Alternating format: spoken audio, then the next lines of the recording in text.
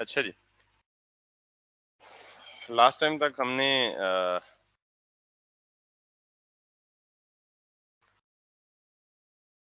एक अरे डिक्लेयर की और उस अरे के अंदर 3 ऑब्जेक्ट्स डाले। हर ऑब्जेक्ट एक प्रोडक्ट की इंफॉर्मेशन कंटेन कर रहा है, राइट? एक प्रोडक्ट में obviously multiple pieces of information होते हैं, like title, description, price, stock. और मैंने उस अरे को प्रोडक्ट्स के एक वेरिएबल में सेव किया और फिर मैंने उस पे एक आइट्रेटर यानी मैप लगा दिया, ठीक है? सो आइट्रेट करने का मतलब ये है कि मैप फंक्शन क्या करेगा, हर हर दफा यानी हर आइट्रेशन में इस प्रोडक्ट के ऊपर आइट्रेट करेगा, यानी इस प्रोडक्ट की अरे के अंदर से एक प्रोडक्ट निकालेगा, यानी पहली आइट्रेशन में ये वाला प्रोडक्ट निकालेगा, ऑब्जेक्ट जो भी अरे का एलिमेंट होगा, और उसको कहाँ अवेलेबल कर देगा, यहाँ कॉल बैक फंक्शन में, विच इज पी। और फिर इस पी को अभी मैं कहीं यूज नहीं कर रहा, लेकिन सिर्फ मैं क्या कर रहा हूँ, कार्ड को रेंडर कर रहा हूँ। तो ये कार्ड कितनी दफा रेंडर होगा, जितनी अरे की लेंथ होगी। अरे की लेंथ 3 होगी तो ये कार्ड कितनी दफा 3 होगा। अरे की लेंथ 4 होगी तो ये कार्ड कितनी दफा आएगा, 4 दफा, 5 दफा, 6 दफा, 7 दफा। लेकिन ये जो पी है, इस पी में क्या पड़ा हुआ, हर आइट्रेशन में जाहिर है हर एक प्रोडक्ट, पहली आइट्रेशन में ये वाला प्रोडक्ट पी में जाएगा, दूसरी आइट्रेशन में ये वाला जाएगा, और तीसरी आइट्रेशन में ये वाला प्रोडक्ट जाएगा। ये कहीं भी डिस्प्ले नहीं हो रहा था। Let this application run so that I can show you. मेरे 3 कार्ड्स आ रहे होंगे और तीनों कार्ड्स में वही हार्ड कोडेड डाटा आ रहा होगा।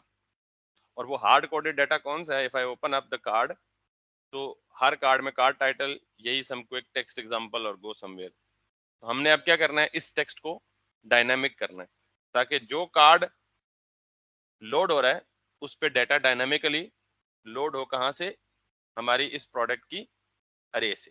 तो बेसिकली रियल टाइम में भी यही होता है कि अभी हम डाटा की एक हार्ड कोडेड मैन्युअली अरे बना के पॉपुलेट कर रहे हैं ना, रियल टाइम में डाटा बैकएंड से आ रहा होता है, डेटाबेस से, और इसी फॉर्मेट में आ रहा होता है।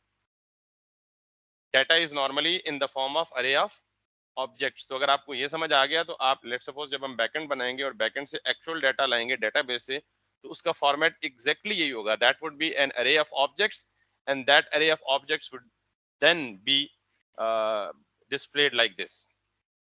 ठीक है, so let's talk why it is taking time.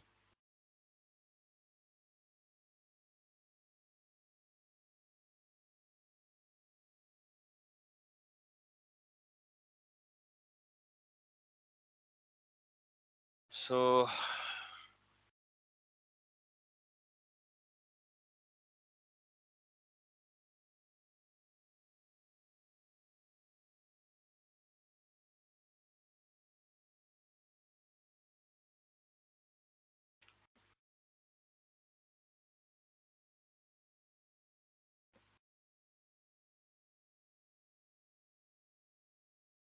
अब ये जो मेरी स्टेट है ये अनयूज्ड है, ये कहीं यूज नहीं हो रही, ठीक है? सो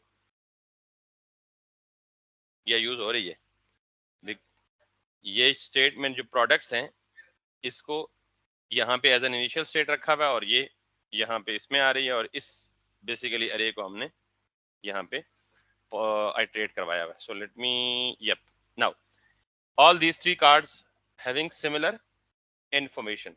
So now what I need to do is कि मैं यहाँ पे इस P में हर दफा मेरे पास इंफॉर्मेशन आ रही है, और आपको पता है कि अगर मुझे ये कंपोनेंट ऐप है और मुझे ऐप से डाटा भेजना है किधर, कार्ड में, तो क्या कर सकता हूँ, क्या तरीके, प्रॉप्स के जरिए, गॉट इट? तो मैं यहाँ पे ये लिखूंगा P, या सिंपली पूरा prod इक्वल्स टू ये P, जो कि मैप प्रोडक्ट में से हर आइटरेशन में निकाल रहा है बार बार, ठीक है? So I am just doing it to give it like, ठीक। तो अब मुझे अगले कार्ड के कंपोनेंट में ये प्रॉड एज अ प्रॉप मिलेगा, ठीक है? तो मैं यहाँ पे आऊंगा कार्ड में, और यहाँ पे मैंने आपको कहा था कि मैं यहाँ पे प्रॉप्स यूज कर सकता हूँ। और अब आप क्योंकि डिस्ट्रक्चरिंग पढ़ चुके हैं, आपको ये पता है कि जो हम प्रॉप्स में जो चीज भी लिखते हैं, let me comment it out, वो हमें किस फॉर्म में रिसीव होती हैं, ऑब्जेक्ट्स की फॉर्म में रिसीव होती हैं। प्रॉप बेसिकली क्या है, ऑब्जेक्ट। और इस ऑब्जेक्ट के फॉर्म में जब रिसीव होंगी तो उसकी शक्ल कैसी होगी, इसकी की क्या बन जाएगी, प्रॉड, यानी ये जो चीज मैं यहाँ देता हूँ प्रॉपर्टी नेम, ये आगे जाके ऑब्जेक्ट की क्या बन जाती है, की बन जाती है। और जो राइट साइड पे जो भी चीज होती है वो उस की क्या बन जाती है, वैल्यू बन जाती है। सो इसका मतलब ये हुआ कि जब पहली इटरेशन होगी तो यहाँ प्रॉप्स के अंदर prod में मेरे पास ये की बन जाएगी और इसकी वैल्यू में पूरा एक ऑब्जेक्ट आएगा। ये सॉर्ट ऑफ नेस्टेड ऑब्जेक्ट बन गया कि प्रॉप्स खुद एक ऑब्जेक्ट था और उस ऑब्जेक्ट के अंदर प्रॉप्स खुद एक ऑब्जेक्ट, उस ऑब्जेक्ट के अंदर एक की prod और उसके अंदर भी एक ऑब्जेक्ट। ये मुझे कैसे पता चला? बिकॉज इस p के अंदर क्या पड़ा हुआ है? एक ऑब्जेक्ट। ये मुझे कैसे पता चला? बिकॉज ये p takes object on each iteration from this product array, और इस अरे में से यहां देखें कि पहला प्रोडक्ट क्या है। ये क्लियर होगी बात?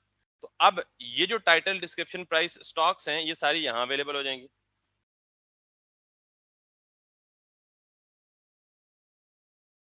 Make sense? डिस्क्रिप्शन, जो भी डिस्क्रिप्शन वो पीछे से आएगी वही। देन प्राइस, जो भी प्राइस हमारे पास वहां अवेलेबल होगी, और then stock, and then image.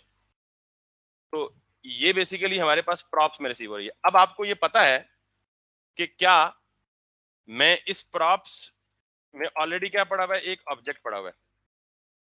Props खुद एक ऑब्जेक्ट है और उसके अंदर भी क्या पड़ा हुआ है? एक की, और उस की के अगेंस्ट एक ऑब्जेक्ट।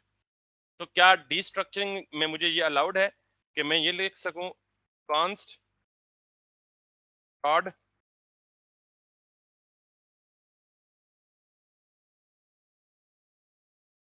इक्वल्स टू प्रॉप्स,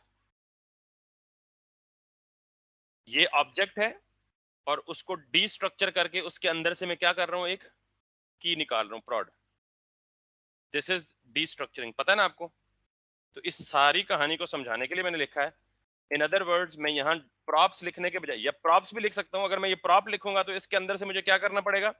इसके अंदर से मुझे फिर ये करना पड़ेगा, props dot prod dot title, props dot prod dot title. और फिर इसी तरह डिस्क्रिप्शन निकालने के लिए मुझे क्या करना पड़ेगा? वंस अगेन यही props dot prod dot description. इसी तरह सारी फील्ड्स निकालनी पड़ेंगी। This is perfectly well valid, इसमें कोई मसला नहीं है। लेकिन अगर मैं यही डीस्ट्रक्चरिंग वाली नोटेशन यहां लिख लूं और इसको लिख दूं prod, अब मैं क्या कर रहा हूं? प्रॉप्स को direct as an argument receive कर रहा हूं, लेकिन उसको खुद प्रॉप्स के रिसीव करने के बजाय मैं इसके क्या कर रहा हूं? उसको डीस्ट्रक्चर करके उसके अंदर की प्रॉपर्टी को उठा रहा हूं। Make sense? मैं पहले बता चुका हूं कि वो तरीका भी वैलिड है जो पहले लिखा हुआ था। अब मुझे आसानी क्या हुई है? बजाय मुझे हर दफा props dot prod dot something लिखने के, अब मैं क्या करूंगा? prod dot title, prod dot description, prod dot price, prod dot stock, prod dot image, instead of writing props dot prod dot title. तो मैंने उसको क्या कर लिया? थोड़ा सा शॉर्ट कर लिया। और ये कौन सा सिंटेक्स यूज किया? स्ट्रक्चरिंग, जो कल हमने पढ़ा था। इसलिए मैंने उसको पहले अलग से कंप्लीट सेपरेट करके समझाया कि this destructuring, this arrow functions, अरे destructuring, object destructuring, that is going to be used most commonly in the React. तो ये मैं इसीलिए कमेंट करके छोड़ रहा हूं कि अगर आपको ये कंफ्यूज करे कि क्यों prod, एक्चुअली यहाँ पे प्रॉप्स रिसीव हुई हैं, लेकिन प्रॉप्स ऑब्जेक्ट होता है और उस ऑब्जेक्ट के अंदर फिर की वैल्यूज पड़ी होती हैं। तो मेरे पास इसकी की थी prod और इसकी वैल्यू थी एक इंटायर ऑब्जेक्ट। तो मैंने इस प्रॉप्स को डीस्ट्रक्चर करके बीच में से डायरेक्ट ये prod निकाल लिया। तो डीस्ट्रक्चर करने का मतलब क्या होता है? अनपैक करना किसी चीज को। और जब अनपैक करेंगे तो बीच में से क्या निकलेगा? जो प्रॉपर्टी नेम्स होंगे वो निकलेंगे। क्लियर होगी ये बात?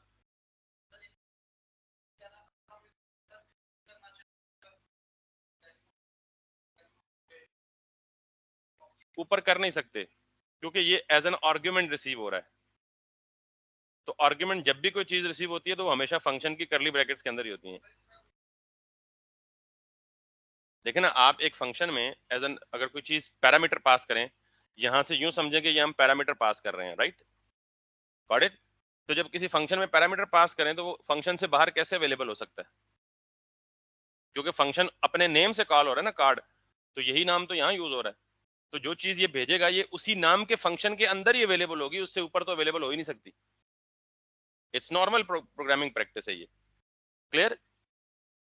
सो अब मुझे यहाँ पे अगर मैं इसको निकालना चाहूंगा, इस prod में क्या पड़ा हुआ है आपको पता है, पूरा का पूरा object, title, description, price, stock और इमेज। तो मैं यहाँ पे आके कार्ड टाइटल के बजाय क्या लिखूंगा,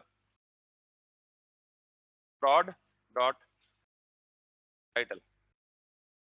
If I go back to check the output, all the titles are different: crispy burger, crunch burger, deal burger. Now if I change the text as well, so मैं यहाँ पे बजाय some text लिखने के, what I need to do is I need to prod dot description,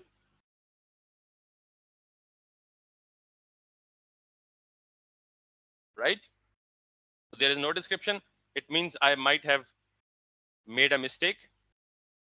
Let's copy, let's compare the name description, शायद ये spelling गलत है, DCRIPTION, इस नेम को कॉपी कर लें यहाँ से और इसको यहाँ पे, obviously there was a spelling mistake. Clear हो गया? और तीसरी चीज, ये go somewhere की जगह what we have to do is we have to write a price like PKR, ये हार्ड कोडेड लिख दिया और उसके बाद यहाँ पे क्या लिख दिया, prod डॉट प्राइस, और आगे आगे यूं और यूं, ये हार्ड कोडेड लिख दिया, 250, 300 and 400. Now except image, everything else is working. Clear? यहाँ तो कोई मसला मसाइल तो नहीं है?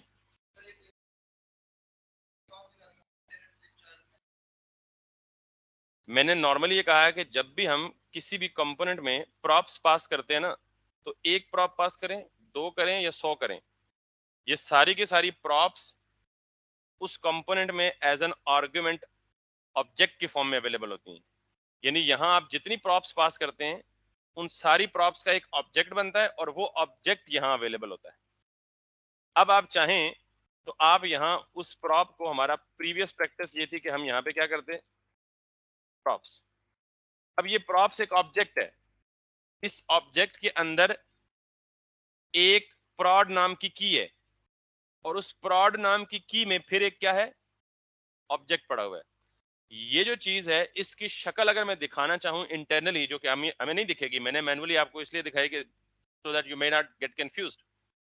इस प्रॉप्स की शक्ल ऐसी होगी, यानी प्रॉप्स इक्वल्स टू, मैंने कहा कि ये ऑब्जेक्ट होगा, बाय डिफॉल्ट हमेशा ऑब्जेक्ट होगा, इसके अंदर फिर की वैल्यू पेयर की फॉर्म में इंफॉर्मेशन पड़ी होगी। तो अंदर ये prod क्या है, ये वही की है जो मैंने यहां दी है prod, और ये p क्या है, बेसिकली ये ऑब्जेक्ट था। फर्स्ट टाइम ये वाला ऑब्जेक्ट होगा, सेकंड टाइम ये वाला ऑब्जेक्ट, क्योंकि लूप चल रहा है ना, और थर्ड टाइम ये वाला ऑब्जेक्ट होगा। तो मैं सपोज करता हूँ फर्स्ट टाइम ये वाला ऑब्जेक्ट था, तो जब prod के अंदर, तो prod के अंदर, यहां prod के अंदर एक ऑब्जेक्ट ये आ गया, और ये ऑब्जेक्ट एग्जैक्टली वही है जो हमारी अरे से निकला हुआ। समझ आइए नहीं आई?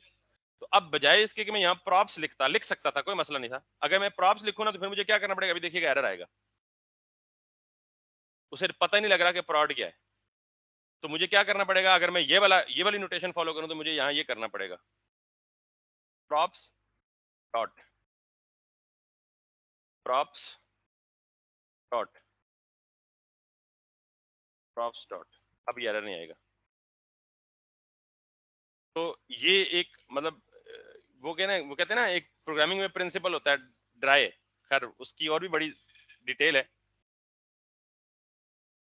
ड्राई का मतलब होता है don't repeat yourself, got it? तो हमें क्यों जरूरत पड़ी, लेट्स सपोज अगर प्रोजेक्ट की 10 प्रॉपर्टीज होती तो हम हर एक के साथ props props props props props props फजूल में लिखते, गॉट इट? हालांकि हमारे पास स्मार्ट वे है कि हम जिस हद तक मुमकिन हो सके उसको स्मार्ट रखें, हमने इसलिए उसको डिस्ट्रक्चर कर लिया। अब बिल फर्ज, अगर यहाँ पे बिल फर्ज एक और प्रॉप पास हो रहा होता, मैं कहता let's suppose num equals to like let's see 56, then how should I do that? अब दो प्रॉप्स है ना, मैंने कहा यार 2 हो या 100 हो, सारे के सारे प्रॉप्स यहाँ अवेलेबल है। अब डिस्ट्रक्चर करने का तरीका सिंपली, उस नाम को ऐसे ले लें आप, अगर यहाँ 3 प्रॉप्स होते तो आप इसी तरह करली ब्रैकेट का मतलब क्या, आप डिस्ट्रक्चर कर रहे हैं, जो कुछ यहाँ पे आपको रिसीव हो रहा है उसको आप क्या कर रहे हैं, डिस्ट्रक्चर कर रहे हैं। और डिस्ट्रक्चर का मतलब क्या होता है, अनपैक करना। एक ऑब्जेक्ट क्या होता है, इनकैप्सूल करना, मतलब चीजों को या इंफॉर्मेशन को इनकैप्सुलेट किया होता है ऑब्जेक्ट। कैप्सूल पता है ना, मतलब ऊपर खोल चढ़ा होता है और बीच में 4-5 गोलियों का मुरब्बा मिक्स करके डाला होता है उन्होंने।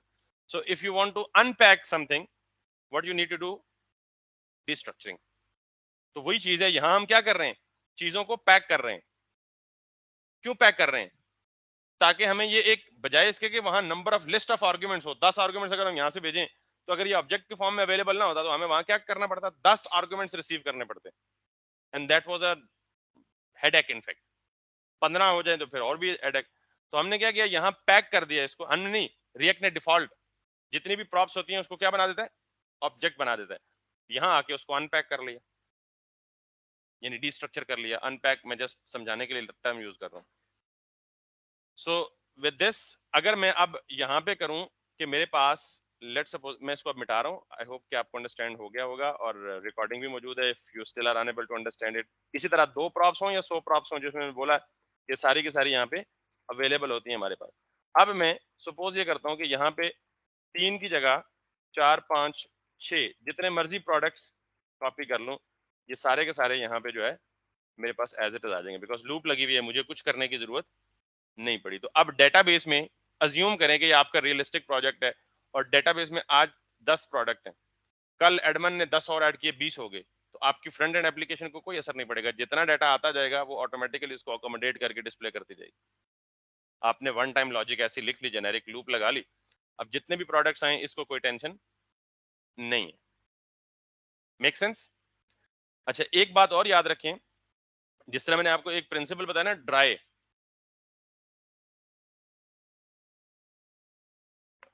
Don't repeat yourself. एक और प्रिंसिपल होता है सॉलिड, एक और प्रिंसिपल होता है KISS, normally keep it stupid, simple stupid और समथिंग लाइक दैट। तो ये सारे प्रिंसिपल से साथ साथ आप बेशक इनको गूगल भी करें, इनको पढ़ें भी और इनको अप्लाई भी करें। अच्छा, अब जैसे KISS, keep it stupid simple या सिंपल स्टूपिड, ये जो चीज है ना, आप कभी भी, क्योंकि हम कंपोनेंट बेस्ड पढ़ रहे हैं, तो सारी चीजों को एक ही कंपोनेंट में ना घुसाएं। अभी देखें कि data should be a separate thing, तो मैं डेटा भी कंपोनेंट उसी कंपोनेंट में ला रहा हूँ, कंपोनेंट भी उसी में रेंडर कर रहा हूँ। तो मुझे क्या करना चाहिए, just to keep it super simple या सिंपल स्टूपिड या stupid simple, whatsoever it is, इसको मैं कर रहा हूँ कट, या इसके लिए एक और टर्म यूज होती है, सेपरेशन ऑफ कंसर्न। बट इसको मैंने कट किया और मैंने सेपरेट एक फाइल बना ली सोर्स के अंदर, और इसको मैंने कह दिया जी what products dot JS. Now this is not JSX, ठीक है, दिस इज JS। क्यों? क्योंकि JS में, इसमें सिर्फ और सिर्फ एक अरे पड़ी हुई है। अब मैं चाहता हूं कि ये जो अरे है यहाँ पे, ये मैं यूज करूं as an initial state app में, ये वाली, ठीक। तो मैं इसको क्या कर सकता हूं, यहां से एक्सपोर्ट कर सकता हूं। इस तरह हम किसी JSX के कंपोनेंट को एक्सपोर्ट कर सकते हैं ना, इसी तरह हम किसी वेरिएबल को भी एक्सपोर्ट कर सकते हैं, किसी अरे को भी एक्सपोर्ट कर सकते हैं, किसी ऑब्जेक्ट को भी एक्सपोर्ट कर सकते हैं। So what I am doing is just to keep the thing simple, मैंने प्रोडक्ट्स की अरे को, यानी जितना भी डाटा है मैंने उसको अलग कर दिया, कंपोनेंट्स को अलग कर दिया, और यहां से इसको मैं क्या कर रहा हूँ, एक्सपोर्ट कर रहा हूँ। यहाँ आपको दो चीजों का फर्क पता चलेगा ES6 में, एक्सपोर्ट डिफॉल्ट क्या होता है और सिर्फ एक्सपोर्ट क्या होता है। गालिबन मैंने उधार छोड़ के आया था पहले ये दूसरी क्लास में कि आपको बताऊंगा, ये एक्सपोर्ट डिफॉल्ट नहीं है। याद रखिएगा कि डिफॉल्ट एक्सपोर्ट कौन होता है, नॉर्मली जो कि रिएक्ट का JSX कंपोनेंट होता है, वो डिफॉल्ट एक्सपोर्ट होता है। जो आपका डेटा होता है, जो आपका वेरिएबल होता है, जो अरे होती है ऑब्जेक्ट, वो डिफॉल्ट एक्सपोर्ट नहीं होता, वो सिर्फ नॉर्मल एक्सपोर्ट होता है। तो आपके बाद मैं दो टर्म्स यूज करूंगा, नेम्ड इंपोर्ट या नेम्ड एक्सपोर्ट, और डिफॉल्ट एक्सपोर्ट या डिफॉल्ट इंपोर्ट। ये जो नॉर्मल एक्सपोर्ट है ना, इसको मैं क्या कहूंगा, ये नेम्ड एक्सपोर्ट है, यानी सिर्फ ये नेम एक्सपोर्ट हो रहा है, और जिसके साथ डिफॉल्ट लगा वो क्या होगा, डिफॉल्ट एक्सपोर्ट होगा। अब इन दोनों में फर्क क्या है, यहां से ये एक्सपोर्ट हो रहा है, मुझे ये इंपोर्ट करना है कहां पे, ऐप के कंपोनेंट में, तभी ये डाटा यहाँ अवेलेबल होगा ना। अभी मैं करूंगा तो ये अवेलेबल ही नहीं होगा, वो एरर देगा, वो कहेगा जी प्रोडक्ट्स, मुझे क्या पता क्या है, app.js की लाइन नंबर 9 पे प्रोडक्ट्स इज नॉट डिफाइंड, तो वो लाइन नंबर 9 ये है, अरे ये प्रोडक्ट डिफाइन ही नहीं है, तो how would I be make it available, I mean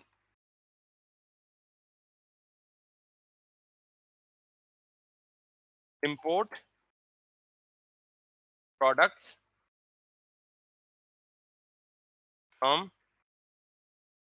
products।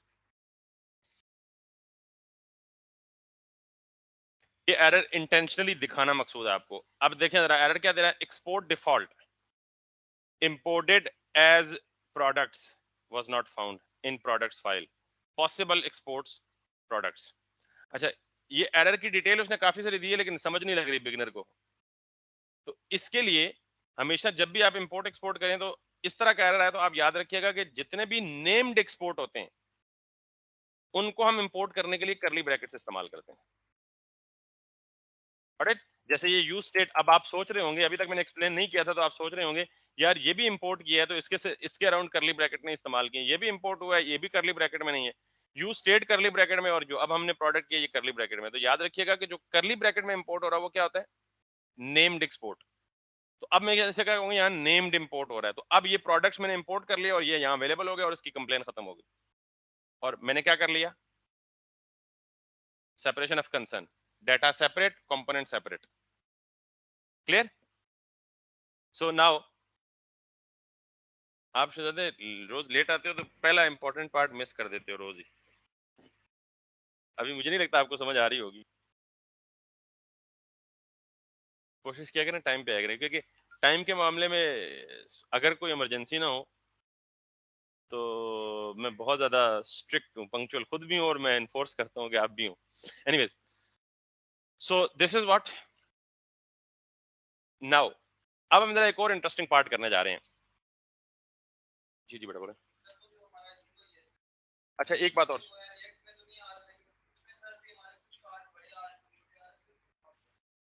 अच्छा इनको सॉल्व करने का अगर मैं फ्रंट एंड समझा रहा होता तो फिर बताता, सीएसएस की प्रॉपर्टी से आप कर सकते हो। हाइट सेम कर दें, हाइट 100% कर दें, पेरेंट डिस्प्ले फ्लेक्स हो तो हाइट 100% कर दें। ठीक है, मैं करूंगा जब मैं पूरा केएफसी बनाऊंगा ना तो फिर प्रॉपर सारी चीजों को ख्याल रखूंगा। अभी असल में मैं उस तरफ डाइवर्ट हो गया तो फिर हमारा जो एक्चुअल फोकस है वो हट जाएगा। 100। ओके, सो नाउ अब हम करते हैं राउटिंग। और राउटिंग का मतलब क्या है कि लेट्स सपोज हमारे पास एक ही पेज है और एक ही पेज में कंपोनेंट्स रेंडर हो रहे हैं। लेट्स सपोज हमारे पास एक कॉन्टेक्ट अस का पेज है, एक साइन इन का पेज है, एक रजिस्टर का पेज है। तो हम चाहते हैं कि यहाँ पे बटन बने हो, हम जिस पे क्लिक करें उसी पेज पे मूव कर जाए। तो इसे हम क्या कहते हैं, राउटिंग इन रिएक्ट। सो अब आपको ये कंपोनेंट को इंपोर्ट करना, एक्सपोर्ट करना, नया कंपोनेंट बनाना, ये तो समझ आ ही गया ना। मैंने इसीलिए आपको कहा था बेसिक्स आप उसका बना लें प्रोजेक्ट।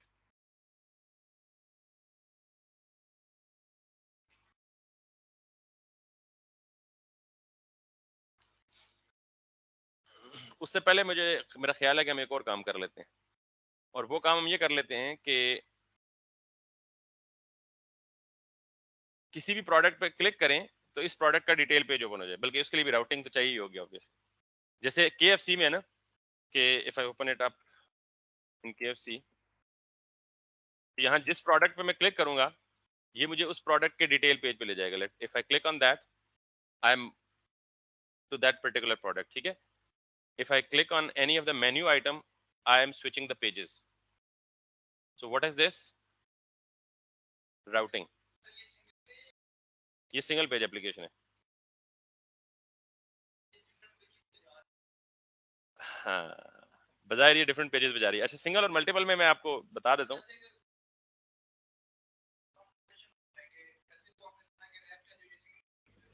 सिंगल किस लिए, बिल्कुल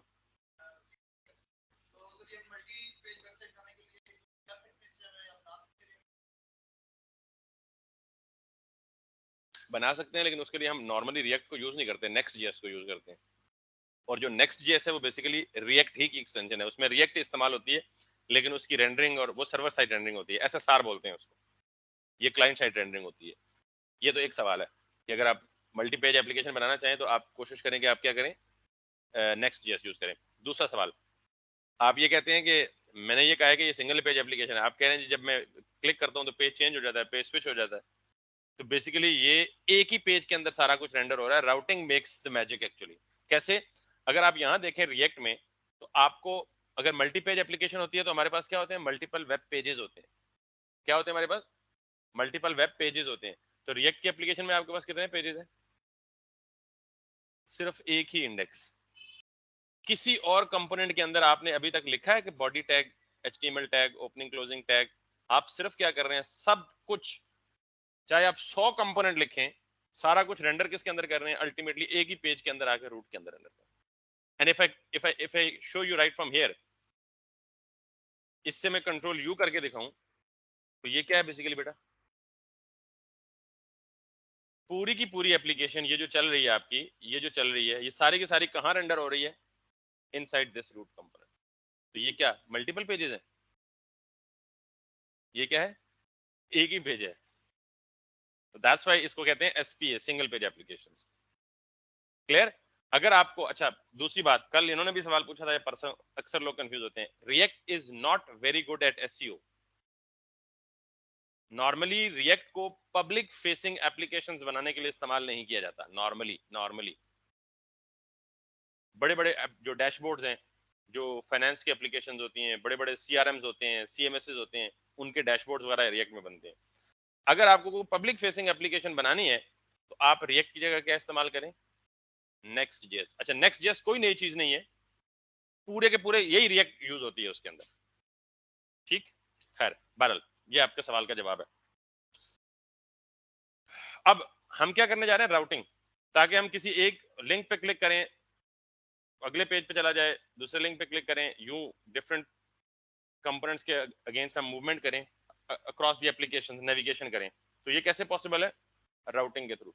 ये बात भी याद रखिएगा कि react itself is a library.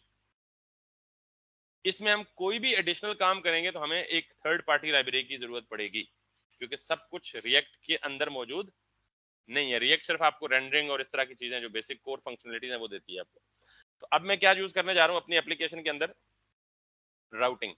So that routing से भी पहले मैं जरा दो पेजेस बना लूं, एक साइन अप का, एक साइन इन का, ताकि मैं आपको एटलीस्ट उसमें मूव या स्विच अराउंड होकर बता सकूं। तो मैं फॉर एग्जांपल ये चाह रहा हूं कि मैं जल्दी से एक ये लॉगिन फॉर्म और एक ये क्रिएट अकाउंट फॉर्म बना लूं, और एक होम का कंपोनेंट ऑलरेडी हमारे पास बना हुआ है, या एक प्रोडक्ट डिटेल का कंपोनेंट बना लूं। तीन बना लेते हैं जल्दी से, ताकि हम राउटिंग करें तो हमें उसका सेंस समझ आए। जैसे आपने अपने सोर्स के फोल्डर के अंदर कंपोनेंट्स का एक फोल्डर बनाया ना, इट्स अ गुड प्रैक्टिस कि आप यहाँ पे एक और फोल्डर बना लें, बट पाबंद नहीं है आप, पेजेस नए ना बनाए कोई मसला नहीं, लेकिन मैं जैसे जरा अच्छी प्रैक्टिस बता रहा हूँ। पेजेस में आप जाके एक पेज बना लें लॉगिन डॉट जेएसएक्स, दूसरा पेज बना लें रजिस्टर डॉट जेएसएक्स। मैंने कभी भी ये नहीं आपको बताया कि किसी भी फाइल का नाम कैपिटल रखना है, लेकिन कंपोनेंट्स जब भी आप बनाएंगे तो कन्वेंशनली फर्स्ट लेटर कैपिटल रखेंगे, कन्वेंशनली, ये भी मैंडेटरी नहीं है। और फिर जो फाइल का नाम होगा, अंदर कंपोनेंट का नाम भी क्या होना चाहिए, एग्जैक्टली वही होना चाहिए। और फिर जो यहां से नाम एक्सपोर्ट करेंगे, एग्जैक्टली वही नाम और वही केस, यानी अगर ये लोअर केस में है तो जहां इंपोर्ट करेंगे वहां भी लोअर केस में इंपोर्ट होगा, यहाँ एक्सपोर्ट अगर अपर केस में है तो जहां इंपोर्ट करेंगे वहां से भी वहां पे भी वो क्या होगा। अक्सर बिगनर्स ये गलती करते हैं। सो चेंज हो सकता है, बट मैं कन्वेंशन लफ्ज इस्तेमाल कर रहा हूं, conventionally it should be same. ठीक है, सो नाउ उसकी वजह कि आप कंफ्यूज नहीं होंगे जब आपकी एप्लीकेशन थोड़ी सी ग्रो करेगी ना, so you will not get confuse अगर आप ये वाली अप्रोच। अदरवाइज आप जो मर्जी रख लेंगे, फिर जब आपके लिए सपोज 20 25 30 35 कंपोनेंट्स बने होंगे तो आप खुद कंफ्यूज हो रहे होंगे व्हाट्स गोइंग ऑन। एनीवेज, मेरे पास ये शॉर्ट कोड स्निपेट है, आपने, आपको पता है कि आपने एक फैट एरो फंक्शन बना लिया, और ये देखें, अब मैंने फाइल का नाम रखा तो उसने ऑटोमेटिकली आरएफ से शॉर्टकट बनाया, तो उसने ऑटोमेटिकली एक्सपोर्ट भी उसी नाम से कर दिया, सब कुछ उसी नाम से कर दिया। इसके अंदर मैं जल्दी से बूटस्ट्रैप से बना बनाया फॉर्म डाउनलोड कर लेता हूँ, ताकि मुझे डिजाइनिंग पे ज्यादा टाइम ना लगाना पड़े, और we can so move straight away to the targeted thing. 5.0 पे जाएं, और यहाँ पे लेआउट पे जाएं, या लेआउट पे नहीं, फॉर्म्स पे जाएं, फॉर्म के लेआउट्स पे जाएं, और यहाँ एक बना बनाया फॉर्म है, just pick it up, got it. So मैंने यहाँ से इसे कॉपी कर लिया, यहाँ पे आया, और सिंपली इसको मैंने यहाँ पे पेस्ट कर दिया, और जितने भी अनक्लोज्ड टैग्स हैं उनको क्लोज कर दें। so that it makes sense for us. This, this, and then this, and then this, and then this. और फिर आपको ये भी पता है कि आप जितनी जगहों पे भी क्लास यूज हुआ है आप उसको क्या करेंगे, क्लास नेम यूज करेंगे इंस्टेड, ठीक है। So just make it like this, no, yep, it's like this, this. so control F करके आप सारों ढूंढ लें क्लास कहाँ कहाँ लिखा हुआ है, 28 अकरेंसेज हैं और इनको रिप्लेस कर दें with the class name equals. फिर जहाँ पे लिखा हुआ है ये फॉर, आप इस फॉर को ढूंढें और इसको लिख दें HTML फॉर, ये मोस्ट कॉमन एरर है। और एक और चीज हो सकती है यहाँ पे, जहाँ पे वार्निंग वार्निंग टैब इंडेक्स अगर कहीं है, नहीं है, दैट्स ओके, दैट्स ऑल। सो अब मेरे पास ये रजिस्टर का फॉर्म भी बन गया। इस रजिस्टर के फॉर्म को रेंडर करने के लिए मुझे क्या करना पड़ेगा, यहाँ पे आके क्या करना पड़ेगा, DISTER, और इसको इंपोर्ट भी करना पड़ेगा। ये दोनों अनइम्पोर्टेड जो यूज नहीं हो रहे कंपोनेंट्स में इनको डिलीट कर देता हूँ। इंपोर्ट रजिस्टर फ्रॉम दिस, और अब देखिएगा मेरे पास दोनों कंपोनेंट्स रेंडर हो रहे हैं, रजिस्टर भी रेंडर हो रहा है। और अच्छा, अब ये जो चीज है, नॉर्मली कोशिश किया करें कि आपके ये रिकमेंडेड बात है, ऐप कंपोनेंट सिर्फ कंपोनेंट्स को रेंडर करे, JSX को रेंडर कोशिश ये करें अपनी हद तक। तो ये क्या रेंडर हो रहा है, JSX। तो मैं इसको कट करता हूं और एक पेज बना लेता हूं, होम पेज। गॉट इट, क्योंकि app component should only render the other components. तो मैं यहां पे क्या लिख रहा हूं जी, होम डॉट JSX और दिस, और ये जो मेरी लॉजिक थी कार्ड्स को रेंडर करने वाली, वो यहां मैंने लिख दी। अब क्योंकि मुझे यहाँ कार्ड भी इंपोर्ट करना है और ये प्रोडक्ट्स भी इंपोर्ट करना है, तो अब ये यहाँ से तो खत्म हो गया, तो मुझे यहाँ पे ये प्रोडक्ट्स भी नहीं चाहिए और ये कार्ड भी नहीं चाहिए, और ये जो स्टेट है ये भी मुझे कहाँ चाहिए, अब इधर। जब इधर चाहिए तो मुझे यहाँ से स्टेट, और यहाँ मुझे क्या चाहिए, इंपोर्ट प्रोडक्ट्स फ्रॉम, एक फोल्डर पीछे प्रोडक्ट्स, ये प्रोडक्ट्स आ गया। अब किसके बारे में एरर देगा, कार्ड के बारे में, तो ये कार्ड भी मुझे इंपोर्ट कराना है। इंपोर्ट कार्ड फ्रॉम, एक folder back, components, cards. Simple ना। अब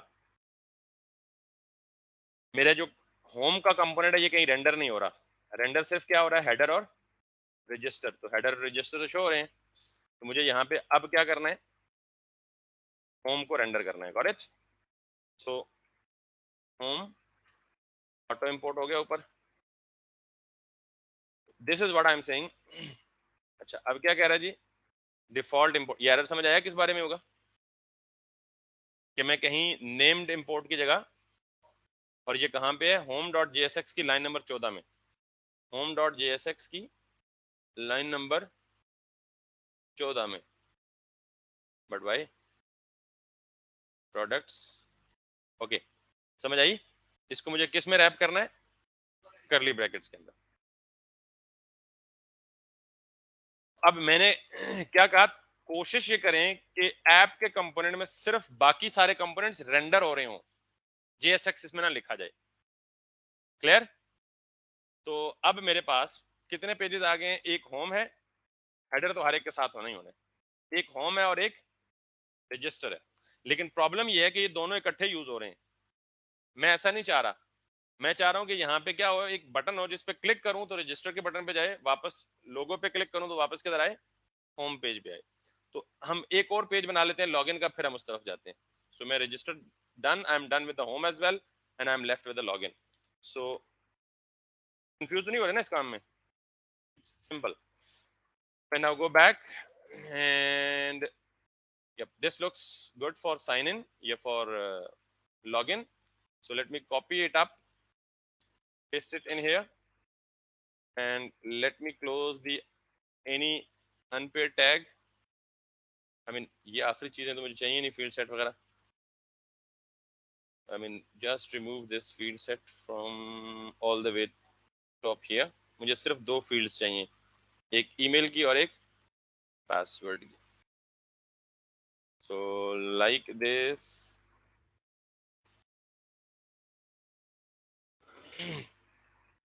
If I now come back, sign in का पेज मैंने रेंडर नहीं किया, लॉगिन का पेज रेंडर नहीं किया, तो यहाँ पे आए और यहाँ पे आके क्या करें, लॉगिन दिस। अब मेरे पास तीन कंपोनेंट्स रेंडर हो रहे हैं।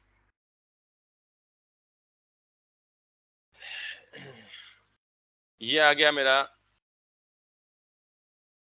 रजिस्टर और इसके एंड पे जो बटन है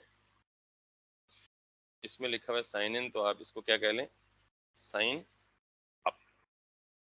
तो मेरे पास एक कंपोनेंट ये होम पेज का रेंडर हो रहा है, दूसरा कंपोनेंट रजिस्टर का रेंडर हो रहा है और तीसरा कंपोनेंट लॉगिन का रेंडर हो रहा है। तो अब मुझे क्या चाहिए, राउटिंग, ताकि मैं क्लिकेबल बना सकूं। किसी एक पर्टिकुलर लिंक पे क्लिक करूं तो कहीं वो मूव कर जाए लॉगिन पे, और फिर रजिस्टर के बटन पे क्लिक करूं तो रजिस्टर पे, और अगर होम पे बटन पे क्लिक करूं तो होम। तो सबसे पहले रिएक्ट राउटिंग इंप्लीमेंट करने के लिए मुझे एक लाइब्रेरी चाहिए जिसे हम कहते हैं रिएक्ट राउटर। ये एक लाइब्रेरी है जो हम जब भी अपनी रिएक्ट की एप्लीकेशन में राउटिंग इंप्लीमेंट करेंगे तो यही लाइब्रेरी यूज करेंगे। अच्छा, इसमें कुछ अर्सा पहले तक रिएक्ट राउटर वर्जन 5 होता था। तो आपने कोशिश करनी है कि जब इंप्लीमेंट करें तो साथ V6 लिखें कि हम किसके साथ काम करेंगे, लेटेस्ट है रिएक्ट राउटर वर्जन 6, इसलिए साथ में V6 लिखा है। ये जब जाएंगे तो पहली वेबसाइट पे क्लिक करें, टॉप पे यूआरएल देख लीजिएगा, यूआरएल में मेंशन होगा V6। ये इस बात की इंडिकेशन होगी कि we are at the latest one. ठीक है, ये आइकन है रिएक्ट राउटर का।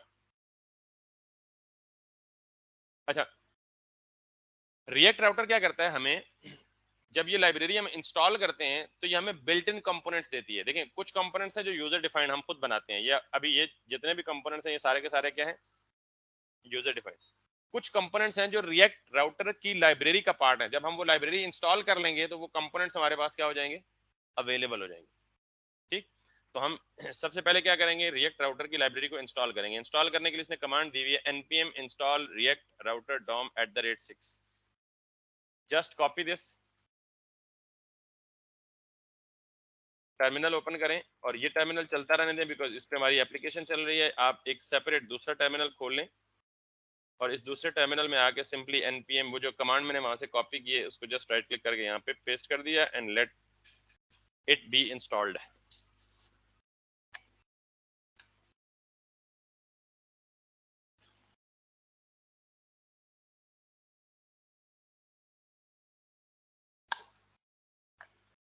ओके, ये हमारी इंस्टॉल होगी एंड देन इसको कर दें क्लोज और वापस आए। अब हमें क्या करना है, इसने बेसिक यूजर जिसका बताया हुआ है ऑलरेडी इस एग्जांपल में। हमने क्या करना है, देखें ये क्या कर रहा है, इंपोर्ट करली ब्रैकेट्स में एक, दो, तीन कंपोनेंट्स इंपोर्ट कर रहा है जो कि ऑलरेडी इस लाइब्रेरी का पार्ट है। सो हम ये जो इंपोर्ट है ये कौन सी टाइप का इंपोर्ट है, अगर मुझे बताएं आप तो। Exactly exactly. क्यों, क्योंकि सारे किसके अंदर है, करली ब्रैकेट्स के अंदर है। तो let me move them in a same line so that we might not get confused with it. Normally जैसे हम इंपोर्ट करते हैं, जैसे import use state from React किया है, वैसे इंपोर्ट ब्राउजर राउटर राउट्स और route from React router DOM, ये वो वाली लाइब्रेरी है जो हमने अभी इस्तेमाल की।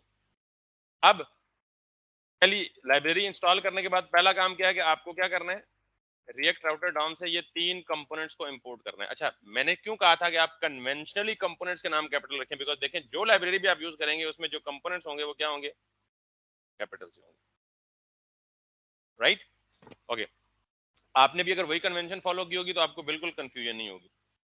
हमने भी वही कंफ्यूजन फॉलो की हुई है। देखें, लॉगिन, होम, रजिस्टर, हेडर, ये सारे के सारे क्या हैं हमारे, कैपिटल के साथ। ओके, अब अगला काम हमें क्या करना है, हमने यहां पे जाना है, बल्कि यहां से अगर मैं कॉपी करूंगा तो हो सकता है आप कंफ्यूज हो सके, तो मैं सिंपली क्या करूंगा, अब मैंने ये सारे के सारे कंपोनेंट्स इस तरह इकट्ठे रेंडर नहीं करने, बल्कि मुझे किधर रखने हैं, उनको राउट्स के अंदर रखना है। तो फॉर द टाइम बिंग मैं इनको करता हूँ कमेंट, और मैं यहां आता हूँ। सबसे पहला कंपोनेंट में कौन सा यूज करूंगा, ब्राउजर राउटर। ये याद रखें कि जब भी आप राउटिंग करेंगे तो आपकी सारी की सारी राउटिंग किस कंपोनेंट के अंदर रैप होनी चाहिए, ब्राउजर राउटर के कंपोनेंट के अंदर रैप होनी चाहिए। क्लियर हो गई बात? इस ब्राउजर राउटर के अंदर आपके पास हमेशा एक कंपोनेंट होना चाहिए राउट्स प्लूरल के साथ। क्लियर? ये बिल्ट इन है, ये लाइब्रेरी की ऑब्वियसली हमें डॉक्यूमेंटेशन फॉलो करनी है, तो हमने स्टार्ट में राउटिंग सेटअप करते वक्त एग्जैक्टली यही काम करना है। सबसे पहला कंपोनेंट ब्राउजर राउटर, और उसके अंदर आपके पास राउट्स, ये देखें ये दोनों कंपोनेंट्स ने दिए हुए, मैंने कहीं भी डिफाइन नहीं किए। उसके अंदर फिर ये सिंगुलर राउट, और ये याद रखिए कि ये सेल्फ क्लोजिंग टैग होगा। ये दोनों पेयर टैग थे और ये क्या थे, सेल्फ क्लोजिंग टैग। अब ये जो राउट है ना, ये कुछ प्रॉप्स लेता है। उन प्रॉप्स में सबसे पहला है पाथ, ये बिल्ट इन प्रॉप्स है। जैसे मैंने कहा था ना कि कंपोनेंट हम बनाएंगे तो प्रॉप्स भी हम अपनी मर्जी से पास करेंगे। जैसे कार्ड कंपोनेंट हमने बनाया था तो उसमें प्रॉप्स भी हमने प्रॉड लिख कर, तो ये कंपोनेंट क्या है, बिल्ट इन है, तो इनकी प्रॉप्स भी क्या है, लाइब्रेरी। बिल्ट इन नहीं है, इनफैक्ट राउटर डॉम की लाइब्रेरी हमें दे रही है, तो प्रॉप्स भी वही दे रही है। एक तो इसका जो प्रॉप है वो क्या है, पाथ। दूसरा प्रॉप है एलिमेंट। फिर अब पाथ का मतलब क्या है, पाथ का मतलब ये पाथ है कि ब्राउजर के इस यूआरएल में जो पाथ आना है वो, ये बात याद रखिएगा कि लोकल होस्ट या जो भी www.something.com/port, यहां तक इसको हम कहते हैं रूट या बेस यूआरएल, रूट यूआरएल, या इसके आगे जो कुछ भी लिखा होगा उसको हम बोलेंगे पाथ। मिसाल के तौर पे ये, इसके आगे मैं लिखूं जी होम, तो ये क्या है, पाथ। किस चीज का पाथ, किसी एक पर्टिकुलर रिसोर्स तक या कंपोनेंट तक पहुंचने का पाथ। मैं यहाँ पे बाद होम लिखूंगा, बाजुकात यहाँ लिखूंगा लॉगिन, ये दूसरे कंपोनेंट का पाथ। बाजुकात यहाँ लिखूंगा क्या, साइन अप, ये तीसरे कंपोनेंट का पाथ। क्लियर? तो ये जो मैं यहां दे रहा हूं, ये पाथ ब्राउजर के यूआरएल में आने वाला पाथ है। तो मैं अपने रिएक्ट राउटर को ये इंस्ट्रक्ट कर रहा हूं कि जब भी, बेसिकली ये क्या करेगा ब्राउजर राउटर, ये ब्राउजर के यूआरएल के पाथ को ट्रैक या देखता रहेगा। तो मैं इसको कह रहा हूं कि जब भी ब्राउजर के यूआरएल में ये पाथ आए, ये पाथ का मतलब सिर्फ स्लैश आए, तो तुम कौन सा कंपोनेंट रेंडर करो,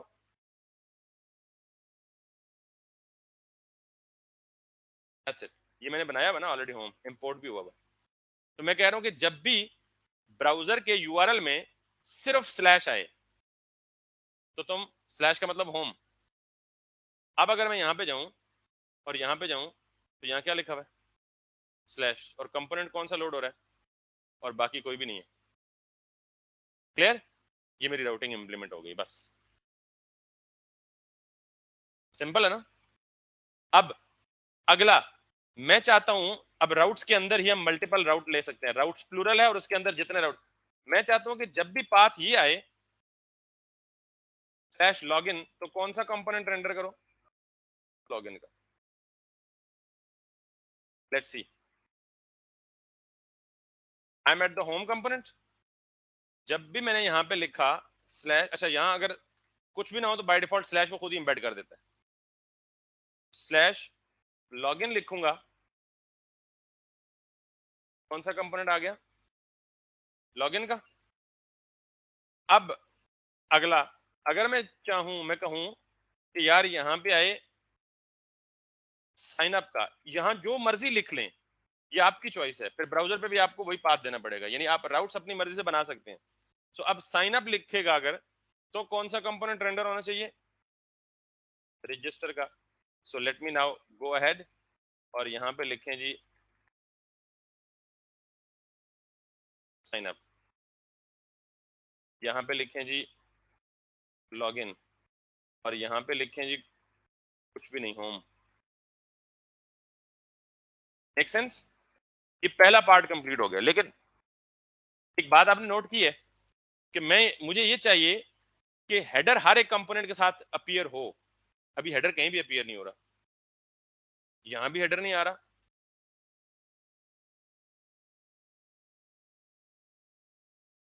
यहां भी हेडर नहीं आ रहा, सिर्फ लॉगिन का कंपोनेंट आ रहा है, और यहां भी हेडर नहीं आ रहा। मैं अगर चाहता हूं कि हेडर हो, इस हेडर को मैं उठाऊंगा और इस के अंदर, अच्छा, राउट्स के अंदर हम सिर्फ वो चीज रखते हैं इसने पाथ को फॉलो करना होता है। हमने हेडर को सिर्फ ब्राउजर राउटर के अंदर रखा, राउट से बाहर रखा, इसका मतलब ये किसी पाथ को फॉलो नहीं करेगा, ये हर दफा लाजमी साथ होगा, ये हर वक्त साथ लाजमी होगा। इसके लिए पाथ का आना, होना या ना होना जरूरी। अब जरा देखिएगा, आ गया। और अगर मैं यहां पे लॉगिन करूं,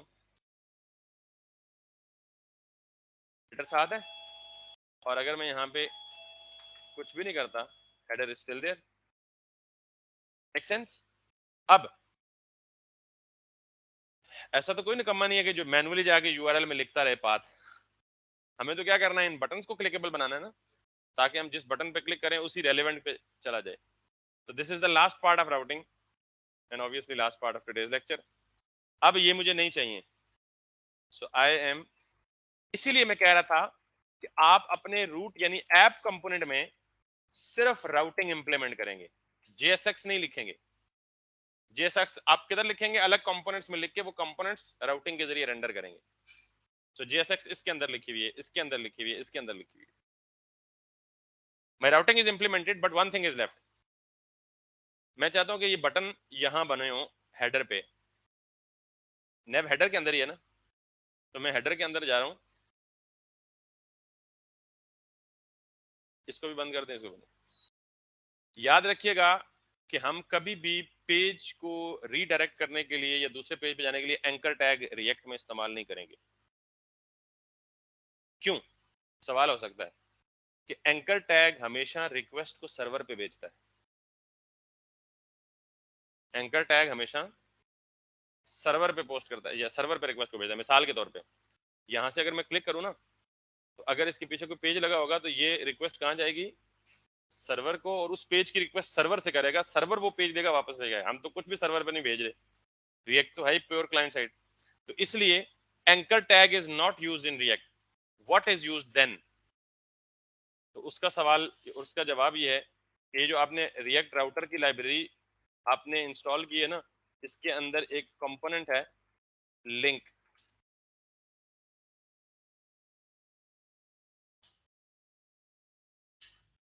एक कंपोनेंट है क्या? लिंक। इसको मैंने इंपोर्ट किया और मैंने जहां जहां एंकर टैग है उसको रिप्लेस कर देना है किससे? लिंक टैग से। अच्छा, सिर्फ यही नहीं, आगे भी देखें। पहले मैं नेव बार यानी इस पे क्लिक करूं तो मैं चाहता हूं कि ये, इसको होम लिख देता हूं मैं, यानी ये वाला। इस पे क्लिक करूं तो जहां भी हो वापस किधर आ जाए? होम पे आ जाए। तो सबसे पहली बात तो ये है कि इसको रिप्लेस करें with the link tag, with the link tag. ये क्लासेस क्लासेस लगी रहे, इनको नहीं छेड़े क्योंकि वो स्टाइल खराब। अब ये लिंक हो गया तो लिंक का जो एट्रीब्यूट है वो एचरेफ नहीं होता, वो होगा क्या? टू। एचरेफ को रिप्लेस करें किसके साथ? टू के साथ, बस। और यहां पे दे दें पाथ स्लैश, बस, फिनिश। अब ये जो स्लैश है ये मैच होगा किसके साथ? इस स्लैश के साथ। अब बेसिकली होगा क्या कि जब भी मैं इस पे क्लिक करूंगा तो ये लिंक का टैग यहां जो कुछ भी लिखा होगा इसको उठा के ब्राउजर के यूआरएल में सेट कर देगा खुद ही। ठीक, कैसे अभी देखते हैं। इसको मैं दे देता हूं जी होम के बजाय लॉगिन,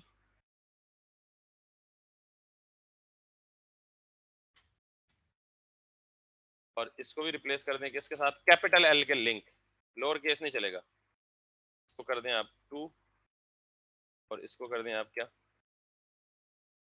लिंक, और यहां पे क्या कर दें, स्लैश। अब जब मैं लॉगिन को क्लिक करूंगा तो ये इस लॉगिन को उठाएगा, यहां सेट कर देगा, और यहां से ये चीज कंपेयर होगी किसके साथ, इसके साथ। जब इसके साथ कंपेयर होगी तो किसको रीडायरेक्ट कर देगा, मतलब कहां ले जाएगा, लॉगिन पे ले जाएगा। Clear. Now if I come back refresh to check it, मैंने ऊपर देखिएगा यूआरएल में मैंने लॉगिन पे क्लिक किया तो लिंक टैग ने जो लॉगिन मैंने 2 में दिया था वो उसने उठा के यूआरएल में सेट कर दिया। जब ये यूआरएल में गया तो ब्राउजर राउटर क्या कर रहा है, इसको मॉनिटर कर रहा है। जो ही ये यूआरएल में गया तो उसने देखा अच्छा ये चेंज हो गया, उसने उठा के वो वाला कंपोनेंट रेंडर कर दिया जो उसके साथ हमने लिखा हुआ था, ये वाला लॉगिन के अगेंस्ट ये वाला। अब मैं लॉगिन पे वापस होम पे क्लिक करता हूँ, हो गई ना routing, login home, login home, login home. अब अगला रजिस्टर पे करता हूँ, सो कम बैक हियर। अच्छा यहाँ से ये ड्रॉप डाउन हटा दें because we don't need this drop down as well, जब चाहिए होगा हम वापस लेंगे बेशक। We have only 2 links. So यहाँ पे मैं करता हूँ जी क्रिएट एन अकाउंट, इसको करता हूँ जी मैं 2, इसको करता हूँ मैं लिंक, और इसको भी मैं करता हूँ लिंक, और यहाँ पे करता हूँ मैं sign up. And now come back, ये आखिरी वाला बटन भी हटा देते हैं, डिसेबल वाला भी, चाहिए होगा तो वापस ले आएंगे। इसको थोड़ा सा हम इंडेंट कर लेते हैं, make sense. Now parent account, login, home, clear हो गया। That's it. कोई सवाल है तो पूछ लें। वालेकुम अस्सलाम।